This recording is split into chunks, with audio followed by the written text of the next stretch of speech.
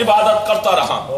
رات ہی میں جناب یعقوب نے خواب دیکھا کہ مجھ سے یوسف کو جدا کیا جا رہا ہے. جناب یوسف نے خواب دیکھا مجھے 11 ستارے سجدہ کر رہے ہیں. آج لوگ ہم پر اعتراض کرتے ہیں کہ آپ امامت کو نبوت سے بڑھا دیا کرتے ہیں. ہم نہیں بڑھاتے بلکہ فعل خود بڑھاتا ہے، فعل خود گھٹاتا ہے. یہ نبوت ہے کہ جس کے در سے سائل خالی ہاتھ جا رہا ہے. وہ امامت ہے کہ جس کے در پر سائل آ رہا ہے. تو ایک دن نہیں 3 دن متواتر، کبھی مسکین بن کر، کبھی یتیم بن کر، کبھی اسیر بن کر، اور روٹیوں پر روٹیاں تک کر دی جاتی ہیں. جو سائل کو اپنے در سے خالی ہاتھ واپس نہیں کرتے ان کی شان میں سورے نازل ہوتے ہیں.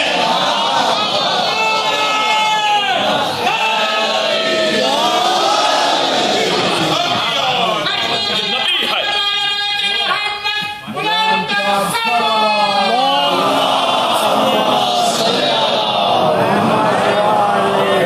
یہ نبی ہے. تاریخ میں دکھا سکتا ہوں آپ کو. جناب یوسف آئے اور آنے کے بعد کہا بابا میں نے رات خواب ایسے ایسا دیکھا.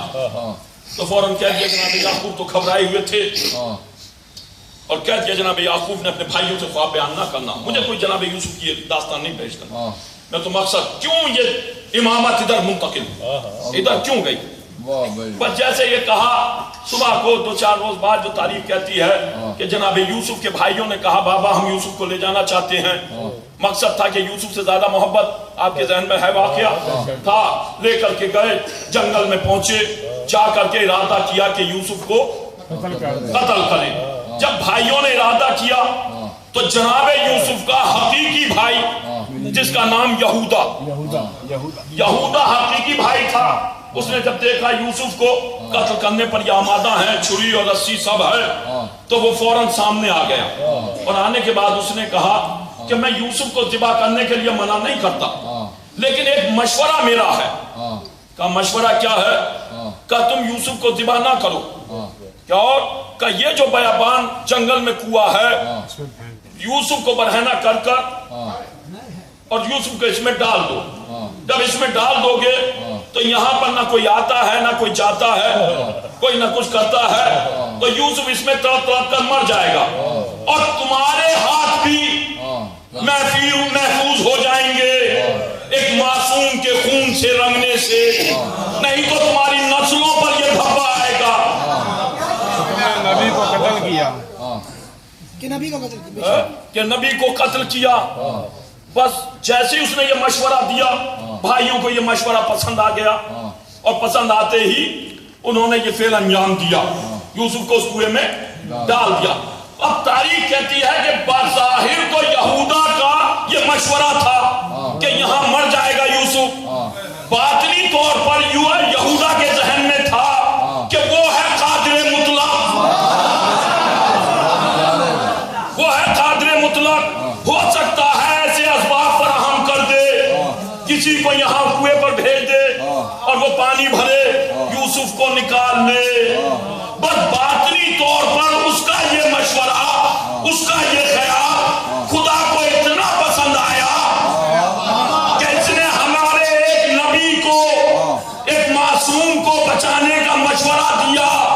تو ہم اس کو یہ جزا عطا کرتے ہیں کہ اب جو بنی اسرائیل کے نبی جتنے یہ موسیٰ اور عیسیٰ جنہیں یوسف کے ظلم میں رکھا گیا تھا اسے نکال کر کے بچانے والے یہودا کے ظلم میں منتقل کر دیا.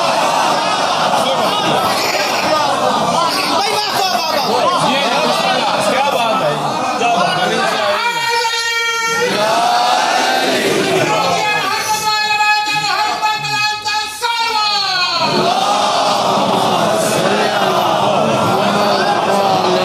بچانے والے یہودا کے ظلم میں صرف مشورہ دینے پر بچائے نہیں، مشورہ دیا. اور پھر قرآن میں اعلان ہے لن تجد لسنت اللہ تبدیلا. ہمارا قانون قیامت تک نہیں بدلے گا. ہل جزاء الاحسان الا الاحسان.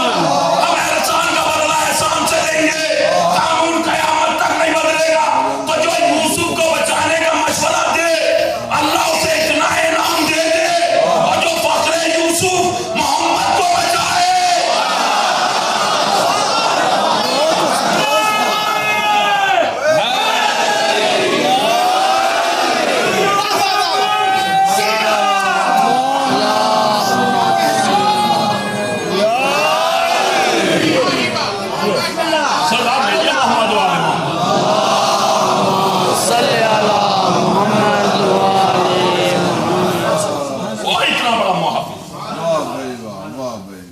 طالب سے بڑا محافظ کوئی نہیں. آپ کیلکولیٹ کر کے دیکھیے ابو طالب نے کتنی برس پیغمبر کی حفاظت فرمائی؟ کتنی برس بتاؤ. یہاں دانشور لوگ بیٹھے ہوئے, اولاد ابو طالب بھی بیٹھی ہوئی ہے, محب ابو طالب بھی بیٹھی ہوئی 60 ایئرز 50 ایئر 40 برس اعلان رسالت, 10 برس 50 ایئرز 50 برس تنہا ابو طالب محافظ. مکے میں کوئی ابو طالب کے موجودگی میں پیغمبر کو گھور کر نہیں دیکھ سکتا. 50 برس تاریخ ہے, 50 برس کوئی ابو طالب کی موجودگی میں پیغمبر کو گھور کر نہیں دیکھ سکا. ادھر پیغمبر ابو طالب کی آنکھ بند ہوئی جب تک کوئی مسلمانوں کی تعداد نہیں ہے, 50 برس تک جو بھی ہو.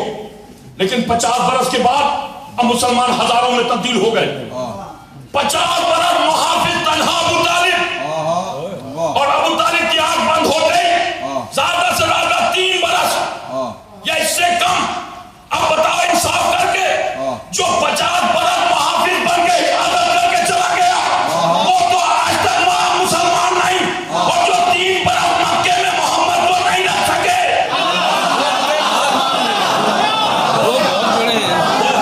کیا بات ہے,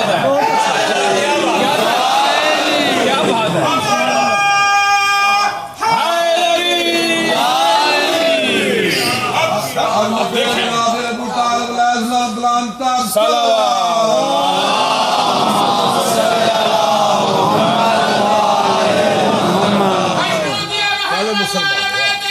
کیا بات ہے.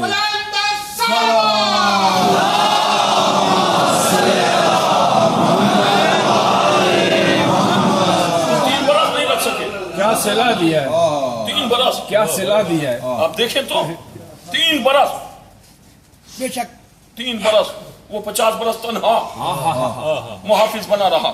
کوئی ایک بتا دو کسی نے آنکھ اٹھا کر دیکھا ہو؟ نہیں. ایک بتا دیں آپ.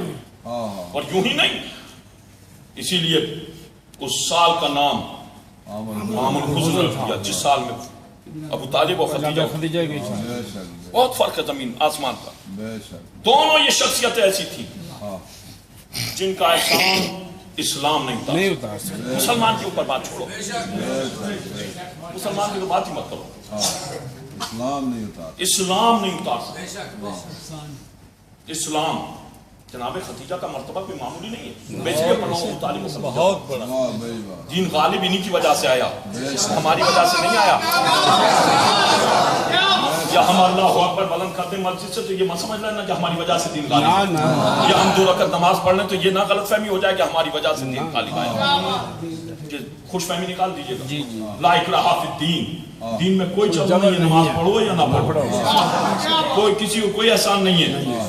لیکن عزیزو جس کا احسان ہے اس کا احسان پیغمبر مان کر دیتے. یوں ہی نہیں, ساری جائیداد ملکۃ العرب, ملکۃ العرب.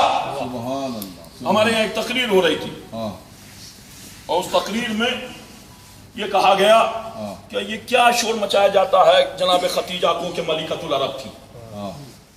ملکہ لکھا کچھ نہیں تھی. جو کہا نہیں جاتا کہ آپ کے خزانوں کی یہ عادت تھی کہ 70 اونٹوں پر چابیاں لا دی جاتی تھی, اور یہ تو کہ یہ سب کچھ نہیں, جھوٹ ہے, بہتان ہے. عرب میں تو ملکہ اسے کہہ دیا جاتا تھا جو 2 وقت کی روٹی کھانے کی حیثیت رکھتی ہو. یہ تقریر میں ہمارے یہاں کا 2 وقت روٹی کھانے کی حیثیت رکھتی ہو اسے ملکہ کہہ دیا جاتا تھا. ہم بھی تھے, ہم نے کہا کم از کم یہی بات تمہاری سچ نکلی کہ ملکہ اسے ہی کھا جاتا تھا جو 2 وقت کی روٹی کھانے کی حیثیت رکھتی تھی.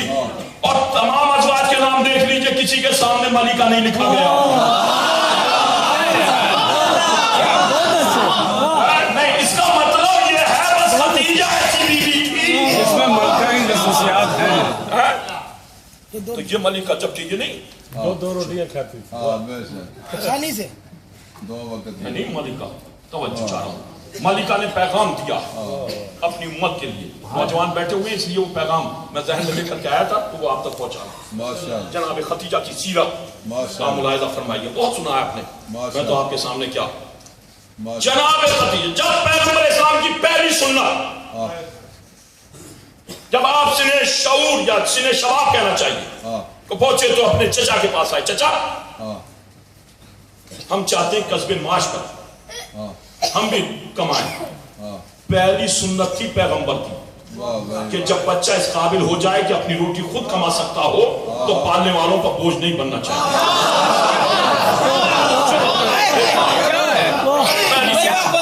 تو جناب ابو طالب نے کہا نہیں، تمہاری کفالت کی ذمہ داری ہمارے اوپر ہے۔ کہ نہیں چچا ہم بھی اس قابل ہو گئے ہیں۔ اور وہ پھر ہے پورا واقعہ کہ گئے راہ قدیریہ وہ سب۔ تو جناب ابو طالب سے جب کہا تو آپ پیغمبر اسلام کو لے کر کے خانہ خدیجہ پر پہنچے اور جا کر کے خدیجہ سے کہا اے ملکہ خدیجہ کیا آپ یہ گوارا کریں گی کہ ہمارے بیٹے محمد کو آپ مال تجارت سونپ کر کے بھیجیں؟